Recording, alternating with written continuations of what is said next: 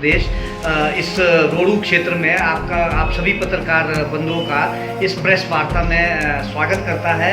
आज फल सब्जी एवं फूल उत्पादक संघ की तरफ से जो ये प्रेस वार्ता का आयोजन किया गया है, ये वर्तमान स्थिति में जो हमारा सेब सीज़न चल रहा है उसमें किसानों बागवानों को क्या मुश्किलें आ रही है और इसके अलावा सरकार के द्वारा जो की जा रही व्यवस्था है उसके बारे में मैं कुछ थोड़ा सा आप लोगों को विस्तृत यहाँ जानकारी देना चाहता हूँ। आज के प्रेस वार्ता में सबसे पहले मैं आपको कुछ ये विशेष जानकारी जो मुश्किलें हैं हिमाचल प्रदेश में सेब सीज़न में निपटाने में बागवानों को, खासकर ये जो सब डिवीज़न रोडू क्षेत्र है, ये हिमाचल प्रदेश में सबसे ज़्यादा सेब का उत्पादन होता है सब डिवीज़न रोडू के अंतर्गत, क्योंकि इसमें जुब्बल माफ़ कीजिएगा कोटखाई नहीं, जुब्बल रोडू चढ़गांव और टिक्कर वाला का क्षेत्र आता है और यहाँ सबसे ज़्यादा जिला शिमला की फसल इस क्षेत्र में पाई जाती है। तो इसमें सबसे ज़्यादा दिक्कत इस बार बागवानों को जो है वो लेबर के संबंधित हो रही है, क्योंकि कोविड की वजह से जो है लॉकडाउन के कारण लेबर लाना बहुत मुश्किल हो रहा था। लेकिन फिर भी सरकार ने काफ़ी व्यवस्था की, उचित व्यवस्था की, पासिस की व्यवस्था की, लेकिन फार्मर्स को जो है खुद ही लेबर लानी पड़ी। सरकार ने तो इंतज़ाम करने को कहा था लेकिन नहीं कर पाई इंतज़ाम, लेकिन फार्मर्स ने जो है वो अपने आप व्यवस्था करके यहाँ पर लेबर का इंतज़ाम किया है और इस सीज़न को निपटाने के लिए पूरी जोर से मेहनत कर रहे हैं और निपटाने की कोशिश कर रहे हैं। इसके अलावा जो हमारा दूसरा एक मुद्दा है आज का, वो सरकार का धन्यवाद करना भी है, क्योंकि सरकार ने इस कोविड महामारी के दौरान जो है बहुत सारी मुश्किलें किसानों बागवानों को आ रही थी, जिसमें कि मधुमक्खियों की यहाँ एंट्री थी वो बहुत मुश्किल होनी थी। उसमें भी सरकार ने थोड़ी रिलैक्सेशन दी, क्योंकि उस टाइम कोविड जो है पूरे देश में लॉकडाउन पूरी तरह से चला हुआ था। उसके बाद पेटियों की व्यवस्था होनी थी, उसमें भी सरकार ने जो है पेटियों के लिए जितने कोरोगेटर्स हैं उनको बुलाया और उनसे काफ़ी व्यवस्था की। तो इस बार पेटियों की भी लगता है कि कोई दिक्कत नहीं होने वाली है। लेकिन जो सबसे बड़ी बात है मार्केटिंग की, उसकी व्यवस्था हमें कैसी होनी थी, जो आज का हमारा विशेष मुद्दा है वो मार्केटिंग के बारे में है। हिमाचल प्रदेश में कोरोना काल में जो है बागवान सबसे ज़्यादा इसलिए डर रहा था कि भाई कैसे यहाँ जो है मार्केटिंग होगी सेब की। उसके लिए हम चाह रहे थे कि हमारे घर द्वार में जो मंडियाँ हैं वो यहाँ पर अच्छी तरह खुले, उसकी व्यवस्था अच्छी तरह हो, जिसके कि पहले चरण में जो है प्राला की जो मंडी है वहाँ केवल सेब बिकता था और वर्ष वहाँ केवल सिर्फ 5-6 जो आड़तीस थे वही रहा करते थे। लेकिन इस बार सरकार ने काफ़ी ज़्यादा आड़तियों को वहाँ जो पिछले 18-19 आड़ती तो जो पिछले कई वर्षों से जो कोर्ट में काफ़ी उसमें फंसे हुए थे, कोर्ट के चक्करों में, उनको भी व्यवस्था दी और समय रहते वहाँ पर सब्जियों का व्यापार भी शुरू करवाया, जिससे कि सब्जी व्यापारियों को भी बहुत फ़ायदा हुआ और सब्जी किसानों को भी बहुत फ़ायदा हुआ। और इसके अलावा अब जो है सेब के जो किसान हैं उनको बहुत ज़्यादा फ़ायदा हो रहा है। प्राला मंडी जो है सबसे एक सेंटर पॉइंट बन चुका है जिला शिमला के बागवानों को, साथ में करसोग के बागवानों को, उससे कि हम बागवानों को जो है चंडीगढ़ या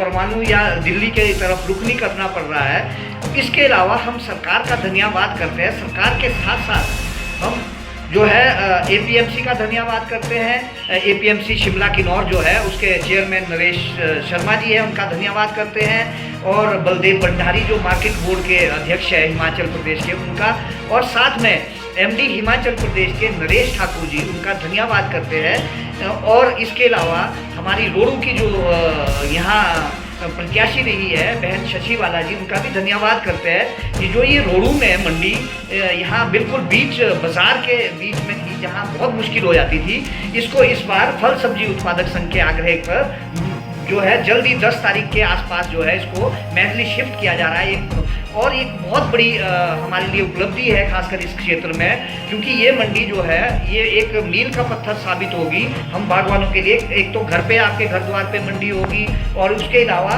आपको जो है कोविड से भी सुरक्षा होगी ये।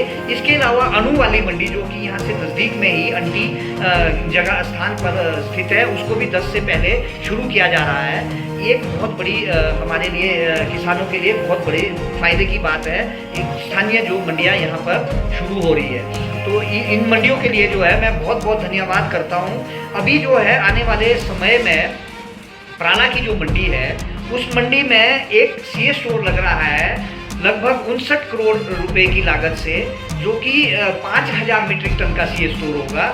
उसके अलावा वहाँ और भी व्यवस्था होगी, कई तरह की व्यवस्था है, और एक प्रोसेसिंग यूनिट 84 करोड़ की जो लागत है उसके हिसाब से एचपीएमसी वहाँ लगवाने जा रही है। ये जो वर्ल्ड बैंक का प्रोजेक्ट है 1134 करोड़ का, उसके तहत एचपीएमसी वहाँ लगवाने जा रही है, जिससे कि बागवानों को बहुत बड़ा फायदा होगा। जो हमारा सी और डी ग्रेड सेब है वो सेब जो है वहाँ पर क्रश होगा। उसके लिए आदरणीय मुख्यमंत्री महोदय श्री जयराम ठाकुर जी, बागवानी मंत्री श्री महेंद्र सिंह ठाकुर जी, इनका दिल की गहराई से धन्यवाद है फल सब्जी एवं फूल उत्पादक संघ की तरफ से कि आप जो है बागवानों के लिए जो जिला शिमला है वहाँ काफ़ी ज़्यादा कार्य करने की कोशिश कर रहे हैं। इसके क्योंकि मुख्यमंत्री महोदय और बागवानी मंत्री हमारे जो है वो खुद भी बागवान है, वो उनका इस तरफ काफ़ी रुझान है। तो हमें नहीं लगता कि हम यहाँ वैक्यूम में हमारा पड़ा हुआ है। लेकिन साथ में सुरेश भारद्वाज जी भी जो जिला शिमला के एकमात्र मंत्री है, वो भी समय रहते हैं हर चीज़ में जो है यहाँ बागवानों की समस्याओं को निपटाने में लगे रहते हैं। और ये जो मेहंदरी वाली मंडी है इसके लिए 16 करोड़ रुपए का टेंडर एक और लग चुका है, जो कि जिसमें कि कई व्यवस्थाएं हो रही है।